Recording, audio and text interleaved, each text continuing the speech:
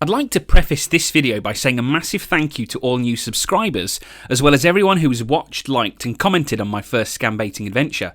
The response so far has been really positive, and I genuinely didn't expect so many of you to enjoy it. So, sincerely, a massive thank you from me. Also, I've decided to include a bit of bonus content at the end of this video. Nothing exciting, I'm afraid, but if you're interested in seeing what Raghaus Gupta looks like, no, not me, but Raghaus, then I'll stick his picture up after the Scambaiting, along with a brief explanation of how a fictional character can have what appears to be a real photo. With that bit of admin done, let's get started. Psst, don't forget to check out Atomic Shrimp and his Scambaiting playlist. And if you don't know who he is, check out the first 10 seconds of the previous video.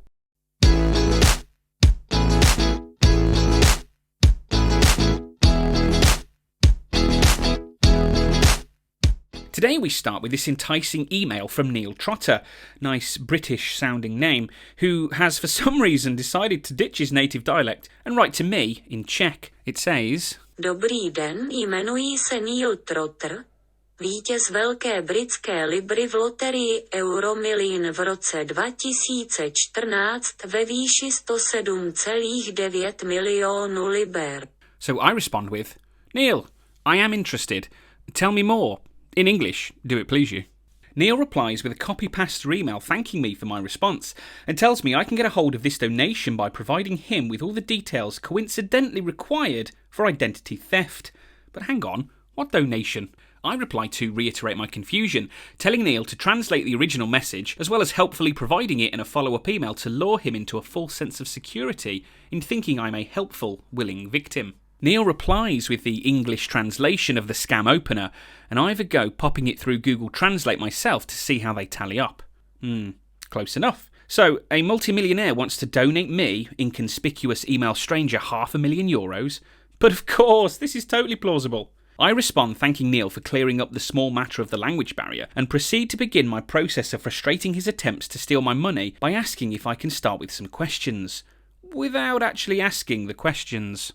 Neil makes his first of many mistakes by agreeing, so I begin overtly picking apart his scam by saying, thanks. Why was your first email in another language? Did you use your time after winning your fortune to learn it? Also, why, if your winnings were in Great British pounds, are you offering 500,000 in euros? Not that I'm complaining, but exchange rates being what they are, and given that I'm in the UK, wouldn't keeping it in Great British pounds be better?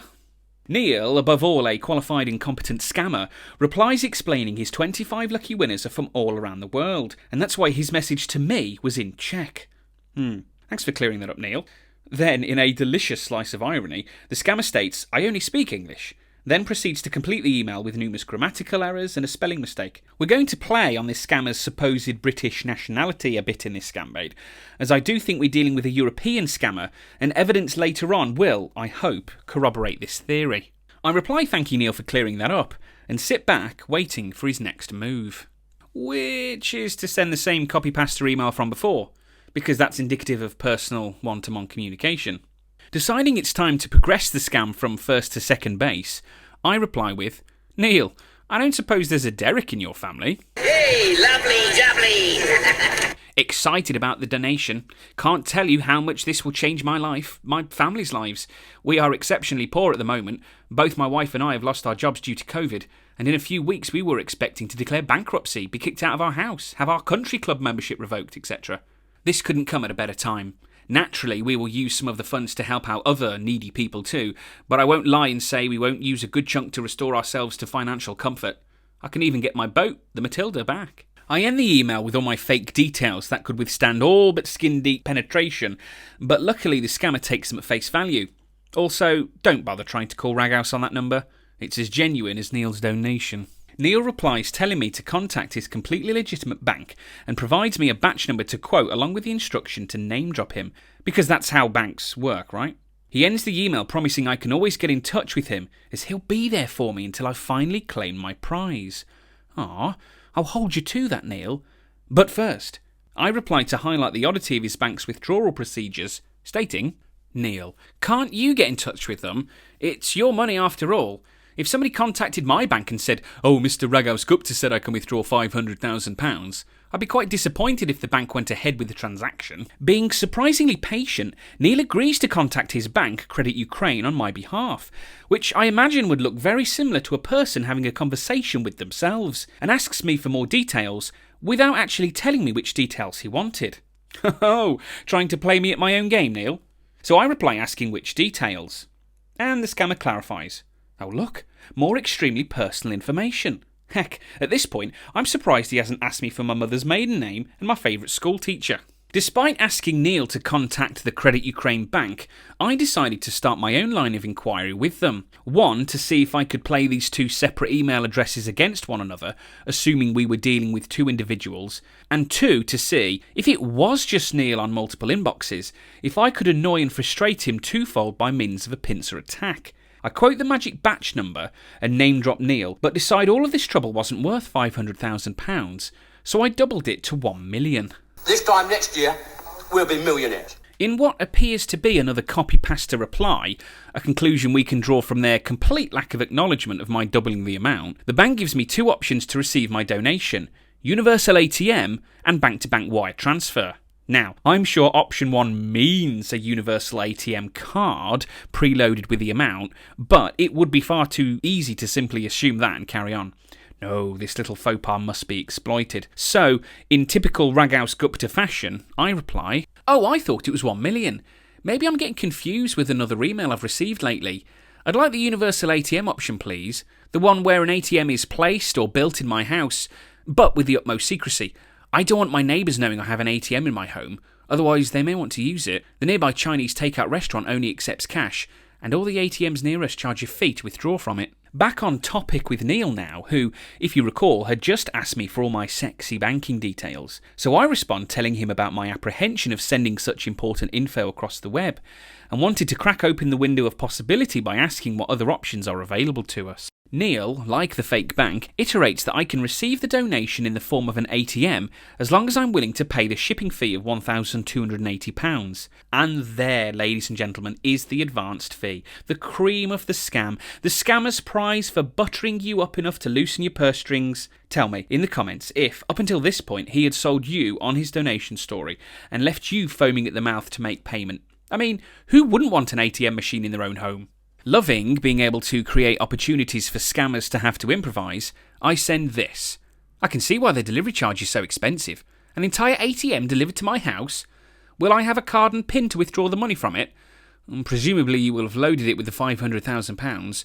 Will there be a daily usage limit? Most ATMs only allow withdrawals for no more than £500 a day.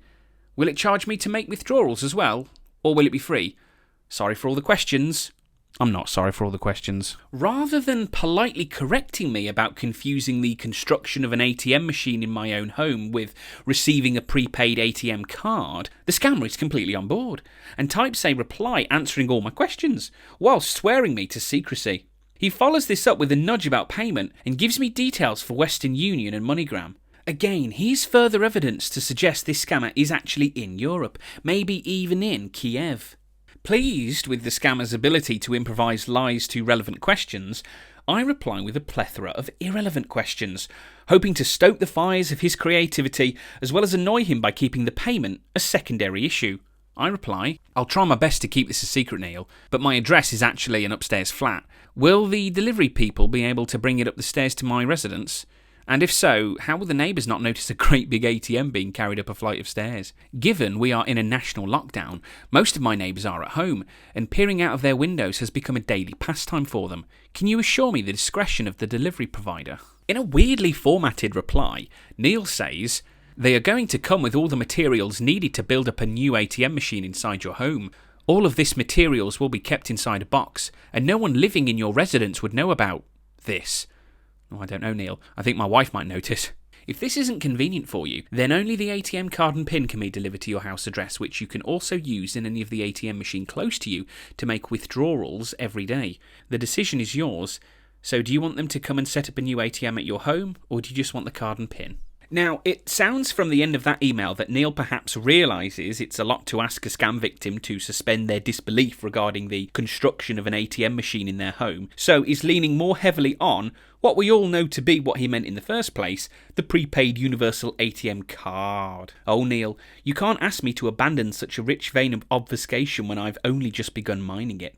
So, further to that point, I reply, Neil, forgive me if I'm being stupid, but if they are going to build the ATM inside my home, presumably the money will be separate too, pending being inserted into the ATM once it's built. Is that correct? Finally, starting to show the much coveted early signs of impatience, the scammer replies, Bob, if they are going to build the ATM machine inside your home, the money will definitely be separate. So once the ATM has been built, the money will be inserted into the machine, which you will be able to withdraw every day. You should know also that this isn't the only donation you will be receiving.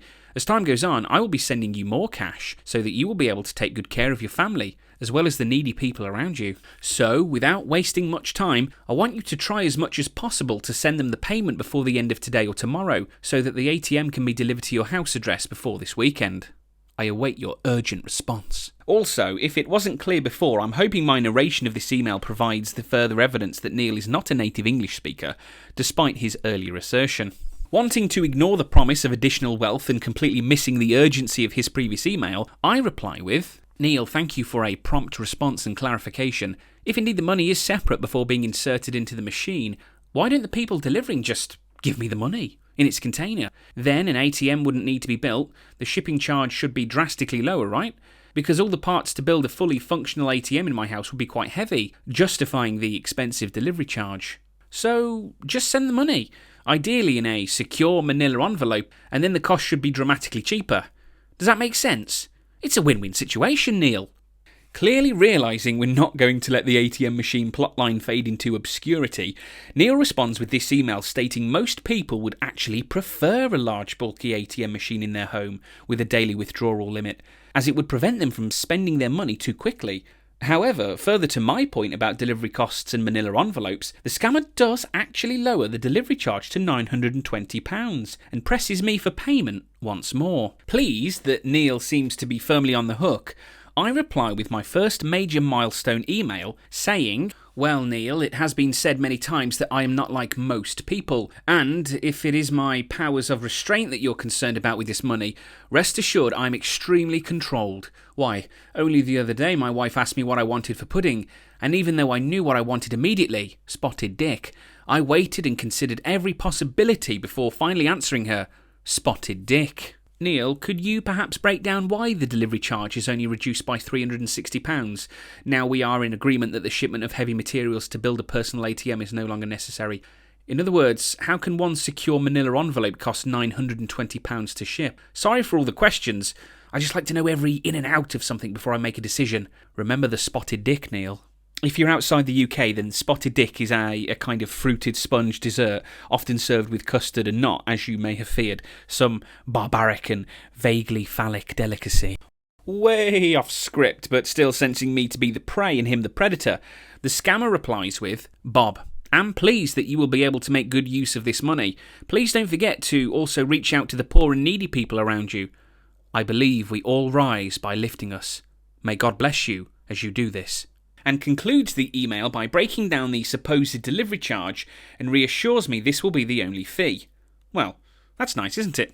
So I email back, don't worry, Neil, I already know several needy families who can benefit from some of this money. Between you and me, Neil, the personal hygiene of some of the families warrants the installation of a new communal washroom facility. I may even name it after you, the Neil Trotter Communal Wash Space. Of course, some of the youngsters may abbreviate it, probably to something like the Trots. Sadly, the standard of English of some of the youngsters in this area is quite poor, so they would probably erroneously say something like, I've got the Trots, when they really mean, I'm going to use the community washroom, the Neil Trotter Communal Wash Space. I'm currently strapped for cash at the moment, some misunderstanding with an independent BMW garage and a lottery. I won't bore you with the details, but I've got the perfect solution. Simply deduct £920 from my £500,000 and send me £499,080. Because deducting delivery fees from the vast wealth available has always worked in the past, right? In a fairly passive-aggressive reply, and ignoring the expression "got the trots," further supporting our case that Neil was never a British national, he replies, "Bob, I got your message and I must confess that I'm pleased to know that my donation will be in good hands. So many people have already benefited from this donation programme, remaining just you and a few other people. Lastly, the delivery fee can't be taken out from the parcel because it has already been kept with the bank. If you want to claim this price, then you have to pay for the delivery fee. If you don't want to pay for it, then you can forget about the 500,000. No one is forcing you to have it. Thanks and God bless." But poor strapped for cash Bob Gupta is always at hand with helpful ideas. I respond, "Neil, I'm not suggesting for 1 second that I take a course of action that would deprive children of being able to say 'I've got the trots' when referring to their favourite community washroom. Okay, so the 500,000 is already wrapped up. I get it. Have it delivered, then invoice me for it. Once it arrives, I will have the £920 and all the rest, so I can pay the fee then. Phew, thank God we sorted that out. When should I expect the delivery?" Neil, wanting to appear to be helpful while simultaneously wanting to steal my money, says a fictional friend of his has agreed to front £420, now only requiring me to find 500. Gosh, what luck. In my previous video, I said that scammers will usually bargain and dicker until they find an amount a victim deems willing to pay. And here is the perfect example. Ignoring the bogus reasoning for this, the scammer has gone from £1,280 to £920 to £500 in their attempt to scam me, highlighting, if not outright desperation, then at least a commitment to forge a narrative of lies to see a return on their investment of time in me, which, by the time we part ways, he will have known to have been a very bad investment indeed. Curious as to why this multimillionaire has to ask a friend for £420, I send, "Thank you for at least considering the option of invoicing me later for the delivery of this money. Without questioning your generosity, for I know you are a big generous man and not a small boy, may I ask why you cannot pay the delivery fee up front? I mean, Neil, aren't you a multimillionaire?"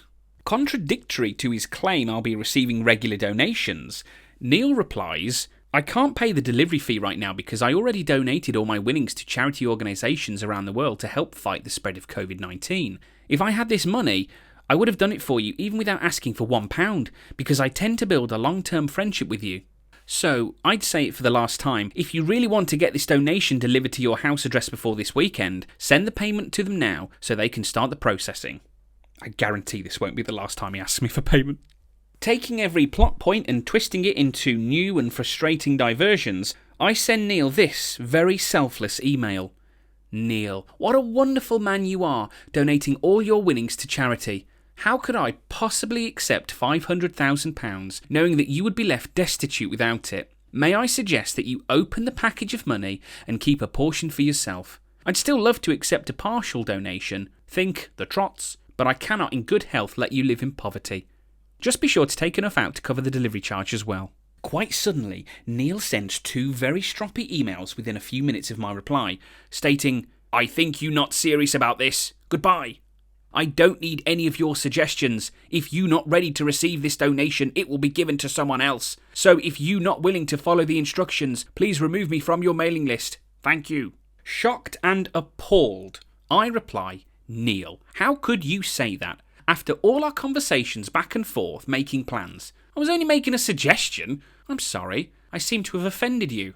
That wasn't my intention at all." Clearly annoyed, much to my pleasure, Neil sends this.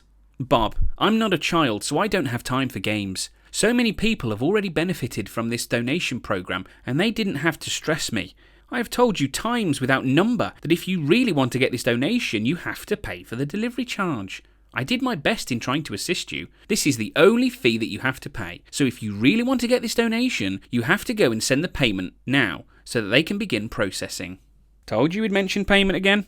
Walking the thin line between mocking the scammer and playing along to keep him replying, I respond with, "Neil, I wouldn't want to play games with you even if you were a child. This is super serious business of the highest genuineness. £500,000 is a life-changing amount of money. I only sought to suggest that a man, not a child, who had out of the pure generosity of his own heart donated over £100 million, be rewarded. That's all I meant, that you should benefit from this too. It is what God would want. Well, I think I may have another solution to the problem of the remaining fee I have to pay, £420. And don't worry, it's not asking you to pay for it. Are you interested in what my solution is, or have I caused you too much stress for you to carry on with me? Tentatively allowing himself to be reeled back in, Neil says, I have my own pension money which I'm benefiting. The donation is already with the bank, ready to be sent, so I don't want anything to do with it since I've already decided to give it out. Anyway, what is your suggestion? In the spirit of delaying further still, I tell Neil this is something I could probably sort out with the bank directly and ask for their details. Details he already gave me, but what the heck, wasting his time is my prime directive. The scammer replies with a phone number, which a quick Google search tells me is not an official number for a bank or even office, just a personal phone. Never mind, not like I'll be calling it, because... Neil, this is somewhat embarrassing, but phone calls are hard for me. When I was younger, I was involved in a skiing accident which resulted in nominal damage to my throat, specifically voice box. Whilst I can speak, I have to strain extremely hard to do so, and for important conversations I tend to stick to email. You've probably noticed that I tend to waffle a bit in my emails, and that is only because I get such little opportunity to speak and communicate with people. I hope you understand. Sorry for any inconvenience, but do you have an alternate way to communicate with your bank? Please note this was simply my throwaway excuse for not taking voice calls. I'm not trying to diminish the struggles of anyone with speech problems or damage that inhibits their ability to talk. Now, at this point, Credit Ukraine got back in touch with me, querying that their client Neil Trotter had said I was trying to get in touch. Wanting to shake things up a bit and annoy the scammer, I send this reply. Hello. I've been authorised by Neil Trotter to contact you regarding the donation of £500,000 from him to me. After much discussion, Neil and I have decided that he will pay the full £920 delivery fee and has instructed you to take the fee from his account held at your bank. Please let me know if you require any further information. The bank replies with a highly professional, why are you lying to us? He has already informed us that his friend was gonna send 420 and not 920. Now, if we look at the abbreviations Neil has used in the past, wanna instead of want to, and note that here the bank has used gonna instead of going to, I think we can safely assume that we are dealing with just one scammer juggling multiple addresses, or two scammers with a lackadaisical approach to the English language. I reply with the following, trying to keep the scammer on board whilst injecting my own fiction to create more drama and delays. Oh, this has all gotten so confusing. Yes, I imagine his friend was going to pay £420 into his account with you, and Neil and I had then agreed he would pay the delivery fee in its entirety from that account. Then, upon receipt of the money, I would then return the delivery cost to Neil in the form of a golden handshake to the delivery person. Neil and I have discussed this plan in much detail. I'm surprised he hasn't informed you. Neil, trying to maintain a modicum of legitimacy, emails me to say the bank has been forwarding our correspondence to him and berates me for lying to them about the delivery fee. He also asks if I can't pay the fee, why am I still wasting my time? Well, Neil, if you knew that... Hoping for more bank details to extract and report, I reply with, oh, I'm sorry, Neil, I think I've gotten a bit confused. This happens easily due to being kicked in the head by a horse at a young age. I thought we agreed that you would pay the remainder of the fee from your pension and I would reimburse you upon delivery by returning some of the cash with the delivery company. I suppose I could do bank transfer, but you'd have to provide your account details. To which the scammer happily does. Bingo. Now, I will say these details were tricky to report, given that the website and correspondence was in a different language. I tried my best and have to take on good faith that they'll be able to translate and do something with it. I decide to draw attention to how peculiar this arrangement is, given Neil is a supposed British national, and softly poke fun at how much easier this business would have been if he kept the money here in the UK.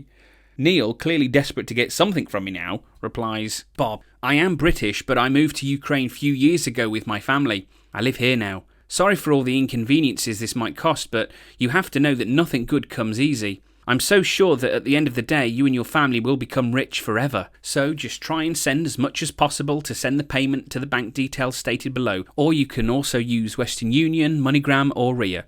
Which of them would be better for you? Ignoring his constant pleas for money, I respond with more irrelevant questions about life in Ukraine and force the scammer to resend details he's already sent. Which he does, and I gratefully accept whilst nefariously rubbing my hands together. The following day I send this in hopes of being a tad mocking whilst giving the scammer fake hope. Neil. Excellent, excellent. I do indeed enjoy having all these different payment methods for you to hand. It makes it so much easier to conduct my business, to proceed with my true purpose, which is something us God-fearing gentlemen know all about, am I right? I am planning to leave the house shortly to do what must be done, so hopefully you'll hear from me with good news when I return. That £420 is as good as yours. A small price to pay to become a half-millionaire. Neil sends a cordial email in response, then follows up a few hours later with a chaser. Time to crank up the good old ridiculous meter. Good news, Neil. So I went to the post office where all our local facilities for sending money abroad are located and was assisted by a very helpful man. I explained, with pen and paper of course, given my inability to speak well, that I needed to send £420 to an address in Ukraine. The man, Nigel I believe he was called, started looking into all the exchange rates and means of sending money abroad. Whilst he was doing that, I noticed with dismay that all the facilities for sending money electronically were down. But fear not, Neil, as Nigel, that ever-helpful paragon of post, was ready with my alternative. He informed me we could send to you what is known as a credit slip, something sent in the post as a letter, which upon receipt you can redeem for cash at your local post office or bank. It gets even better. After we converted the money to Ukrainian hryvnia, as to save you costly exchange fees, the cost blew my mind. You see, 420 Ukrainian hryvnia is only about £11. There I was, panicking about the initial cost to receive my £500,000 donation, and all it cost was 11 quid. Nigel assured me that as long as Tetiana Yampolska, who I assume is your wife, lover, personal finance executive, or some sort of hybrid of roles, goes to the local post office in Kiev in about 18 days' time, she can collect the credit slip by producing her identification and redeem it for your 420 Ukrainian hryvnia. No need to thank me for converting it for you ahead of time. It was the least I could do for all you've done for me. The scammer, obviously disappointed and annoyed, sends this. Bob, I really don't understand you. Did I tell you to use the post office? Secondly, the payment is supposed to be £500 and not 420 Ukrainian hryvnia. You really are surprising.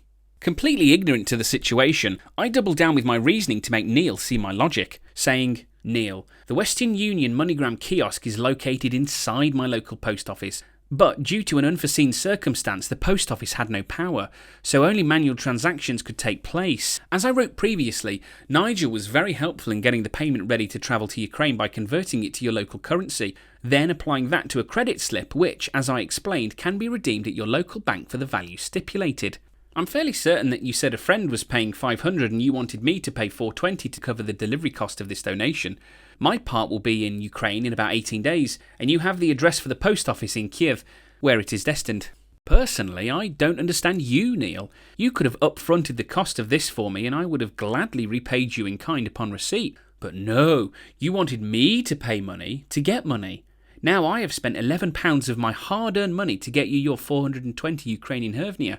So please, maintain your end of the bargain. Neil, completely furious now, sends this angry reply. You can go back to the post office tomorrow and collect back your £11 since you can't follow simple instructions. Read your emails carefully. I told you several times that my friend only assisted you with £420 and not £500. I'm not dumb. Well, that's up for debate. Trying my hardest to keep this scam going, I reply with my most sincere, insincere apology and promise to right the wrong the following day. The scammer responds with this ultimatum-y email saying, Listen to me carefully. Oh, I do love being told to listen to text, and I'm not going to repeat this again. You are expected to send £500 and not 500 Ukrainian hryvnia. Secondly, the £500 has to be sent electronically via bank transfer or any other money transfer services online. The bank doesn't accept post office transfers. Ragaus, oblivious as ever, replies asking why he doesn't want the money in his local currency. To which Neil responds with some tosh about the payment needing to be the same currency as the donation. A weak attempt, which I decide he must pay a price for. So I reply to say, but if the bank holding the package of the £500,000 is in Ukraine, and they, in Ukraine, have to organise the cost of shipping from Ukraine, insurance fees from Ukraine, and various custom fees, again moving from Ukraine, it makes sense that all these agencies in Ukraine, who are working and living in Ukraine, are being paid by their employers in Ukrainian hryvnia. So why would the fee be in pounds when the people and services provided to get a package from Ukraine to the UK live in a country where the local currency is Ukrainian hryvnia? The contents of the package is strictly irrelevant. It could be a container full of frozen chips. You wouldn't want payment in potatoes. The Ukrainian people who are involved in shipping this package aren't going to want to be paid in pounds, since then they're going to have to get it exchanged into Ukrainian hryvnia so that they can even spend it in their own country. And that will incur a fee, which, on top of taxation, is just more deductions from their pay. Please explain this to me. Neil, hopefully tired of explaining things to me, replies saying if I want to pay in Ukrainian hryvnia, then it will be 21,500, which is the conversion of £500. He also ends his email with his polite signature too, perhaps hoping all of this has just been a misunderstanding and not wanting to lose my money on account of his rudeness. Please, the scammer is back on my hook. I respond with this smackdown, and I apologise now for its length, but imagine being the scammer and reading this after days of back and forth. Neil. Now, don't be angry with me, but there's been a bit of a problem. I returned to the post office where I made my erroneous payment of 420 Ukrainian hryvnia, intent on fixing my mistake and sending you the rest of the money. When I arrived, Nigel sprang to his feet and rushed over to help me. I explained to him what had happened and that I'd like to send the additional amount in order to secure the release of my donation. Sadly, since the power problems had not been fixed, the only means of sending money was the credit slip method discussed previously. Unfortunately, I don't think Nigel was truly paying attention when I explained the situation, because before I knew it, I'd paid for only an additional 80 Ukrainian hryvnia. He must have thought I wanted to top up the 420 Ukrainian hryvnia to make it the 500. What a disaster. By the time I realised what had happened, it was too late. The early morning postman collected the credit slip and the other early morning post and had left. What's worse is that there is a limit to how many abroad payments can be sent in a 48-hour period. A limit I had just reached. This is because of reports of scammers trying to get money from people.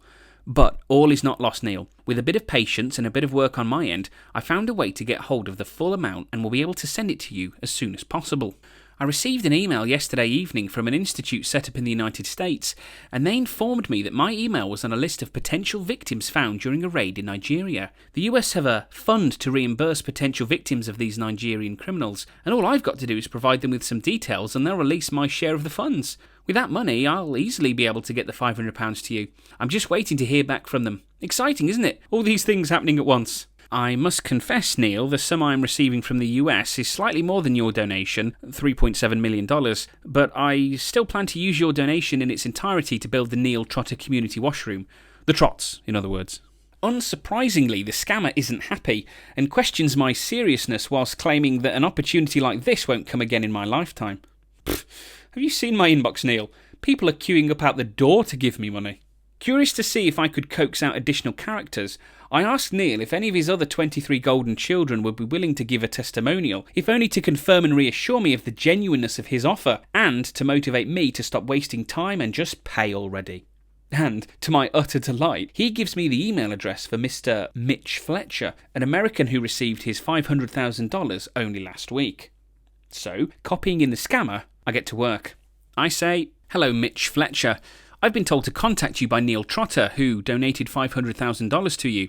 He has offered me the same thing, only in pounds, and if you could offer a testimonial as to how easy, reliable the process is, just to help assuage some doubts I have, I'd greatly appreciate it." Mitch, who goes by the name Kelvin, replies in the same blocky format as Neil has, giving me little to doubt that they are in fact the same person. He waffles on about how he received an email, corresponded for a bit, blah blah, basically laying out the scam in a way we're all familiar with. He even goes to the trouble of attaching this Snapchat screenshot of a banking app, which I'm not really sure he's meant to prove. Unfortunately for Calvin, back in his email, he made a small mathematical error, and I'm certain we can all agree that 1% of $500,000 is $5,000. We cannot let such a blatant mistake go unpunished. So I replied thanking Kelvin and asked permission for another round of questioning, to which Kelvin helpfully agrees. More fool him. Whopping out the big guns, I send, "Neil gave you $500,000, right? Pretty generous. But Neil is offering me £500,000. Pretty sweet, right?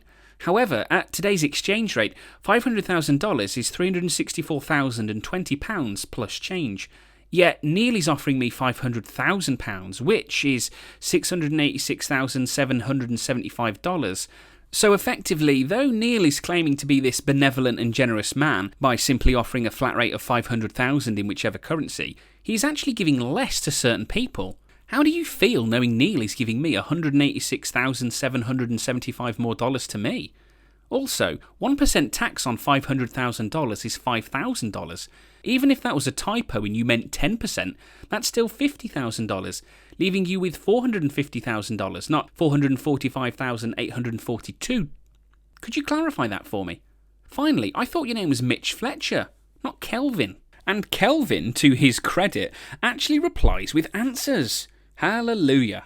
But what's this? Mitch Fletcher Kelvin? Pfft, that's not how names work. So, being satiated, I reply with one of Atomic Shrimp's classics. Okay. Following up with Neil, I send, "Okay, Neil, I contacted Mr. Mitch Fletcher Kelvin and I'm sold. What do I need to do next? Do you accept Bitcoin payment? I've got some of those." Of course he accepts Bitcoin. With all his accounts with the other money vendors hopefully under some investigation, I truly hope Bitcoin was one of his last remaining options. Using my ever-useful online Bitcoin receipt generator, I send this. "Okay, Neil, I found a way to do it online. I've attached the digital receipt. Can't wait for my donation. So excited to see the trots in my area." 20 minutes later, the scammer sends a reasonable, "Hello, Bob. The payment hasn't arrived yet. How long will it take before they receive it?" I reply, 2 to 3 working days for payments abroad. Website's policy, nothing I can do about that. Can we proceed now? Have I earned your trust yet? The scammer says the donation cannot be sent until the payment has been received. Oh, I'll be waiting a long time then. So I tell him that I'll pester him several times over the next few days and cannot contain myself at the thought of having the trots. No more than 2 minutes pass, however, until the scammer sends this, casting aspersions on my sincerity. This receipt only shows that an invoice has been created. It doesn't show that the payment has actually been made, confirmed or sent. Hope this isn't a joke. I'm a straightforward man, and I don't like people who joke too much. Wanting to keep the scammer in bed with me, however, I send, "Neil, you're offering to give me £500,000. You offered to build an ATM inside my house, so as to even help narrow my spending. You're a good man, clearly not some liar or scammer. Why would I joke with you when I have so much to lose?" That was the website's generated receipt after I sent the £500 in Bitcoin. And, seemingly accepting my lies, Neil backs down, agreeing we shall wait and see. To which I harmonise. Suspicion suddenly peaking again, the scammer sends this. "You would have used blockchain or any other faster application to send the Bitcoin. Bitcoin takes nothing more than 60 minutes no matter where you're sending it to.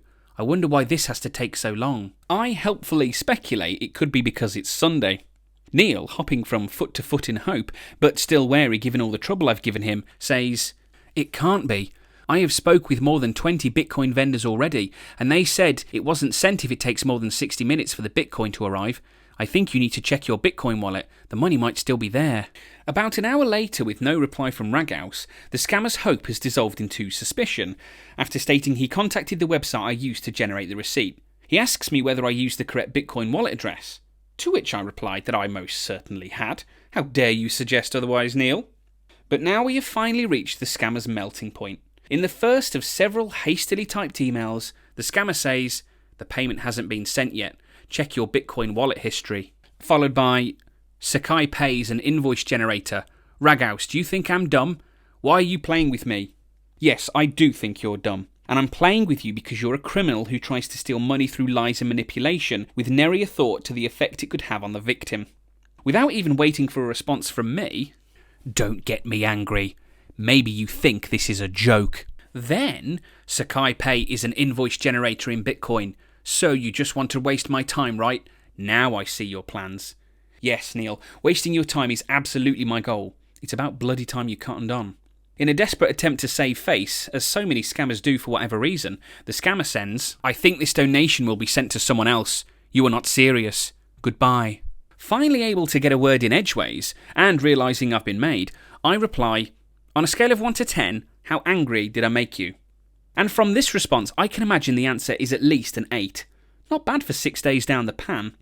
I decided not to end this email trying to see if the scammer wanted to chat, as I felt his anger would have prevented us having any meaningful discourse, and besides, I think it came to a close neatly enough. I said, "I just wanted you to know that any banking information you sent me was forwarded to the respective bank website for investigation for fraud, as well as financial crime and action fraud. Though I don't expect it to stop you, it certainly won't help having some of your accounts being looked at. I implore you to get an honest job, Neil. Stop trying to scam people." And, to finish, since Raghouse is not a fan of obscenities, also, that's not very Christian. So there we have it. Nefarious scammer Neil Trotter defeated, and 6 days of his life he'll never get back to scam somebody else. It may be too much to hope for that our time together was enough to make Neil swear off scamming for good, but wasting his time in reporting his accounts may have created enough of a pause to stop someone else mid-scam from losing their money. Now, I did say at the start of this video I'd give you a picture of Raghav Gupta, or at least how closest he appears in my mind. And here he is. What you were expecting? Or not? For me, this is more or less what our hapless down-on-his-luck dental hygienist in his 50s looks like, but fear not, this is not the photo of a real person I've appropriated for my scambaiting persona. This is an image taken from the website thispersondoesnotexist.com, which, as the name suggests, uses artificial intelligence to create a picture of a fake person. You know, because the future. I'd recommend using it if you want a fake picture for one of your own scambaiting personae, as I utilised mine in future scambaits. Particularly romance scams. Anyway, I hope you like that bit of bonus behind the scenes stuff there, and I believe Atomic Shrimp did a video about the website when the algorithm goes a bit wrong. So, after you've checked out his scambaiting playlist, have a look at that if you're interested. Right guys, time to sign off again for another episode. If you've made it this far, thank you so much for sticking out for the end of my second scambaiting adventure. Please consider giving this video a like, and feel free to subscribe if you want to stay in touch for future videos. If you'd like to leave me a comment, I'll do my best to get back to you. Take care, guys, and I'll see you in the next one.